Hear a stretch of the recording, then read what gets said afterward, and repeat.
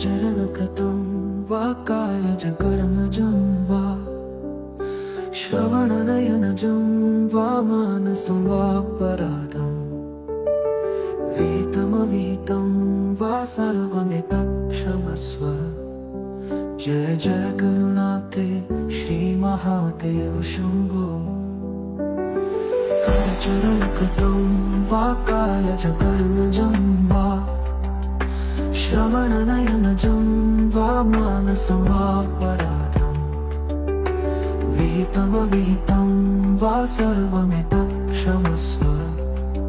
Jai Jai करुणाते Shri Mahadev Shambho.